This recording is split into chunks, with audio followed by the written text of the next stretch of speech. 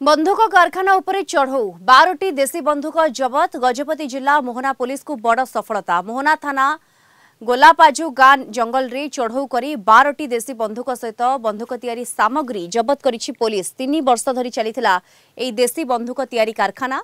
बंधुक तैयारी करुथबा घनश्याम प्रधान सहित बंधुक किणुथबा व्यक्ति हरिश्चंद्र मल्लिक को मध्य गिरफ करिछि पुलिस। बंधुक तैयारी करी गजपति जिला समेत गंजाम कंधमाल एवं रायगड़ा जिलार विभिन्न अंचल रे बिक्री करुथला घनश्याम। एई बंधुक गुड़िक मुख्यतः शिकार पई व्यवहृत हेउथबा सूचना दैछि पुलिस।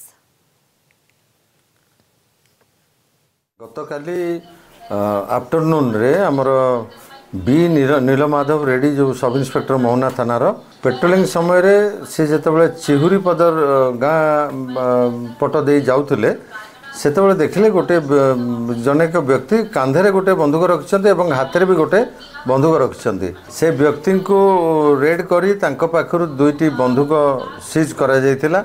से एक्यूज को जेतबेले पुलिस कस्टडी रे इंट्रोगेशन करा गला गलपाजु गाँव रो जनेक व्यक्ति जहाँकर नाम घनश्याम प्रधान से बंदूकटी को बिकिचंती बोली से कहले। गलापाजु गाँव रे जेतबेले पहुँचले से घनश्याम प्रधान को से माने पाइथिले।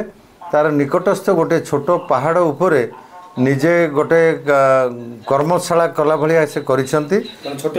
छोटिया कारखानाटे करी सेठी बंदूक तैयारी करुछंती एवं सेही घटनास्थल मुख्य जहाँ पाखरु प्रथमे हरिश्चंद्र मल्लिक को पाखरु दुईटी जो बंदूक मिलता ता व्यतीत आउ मध्य 10टी बंदूक सेठारु आमको प्राप्त होईछि। बंदूक तैयारी पई जेते प्रकार उपकरण रही जेते प्रकार सामग्री रही से सबको मध्य पुलिस जबत करथिले।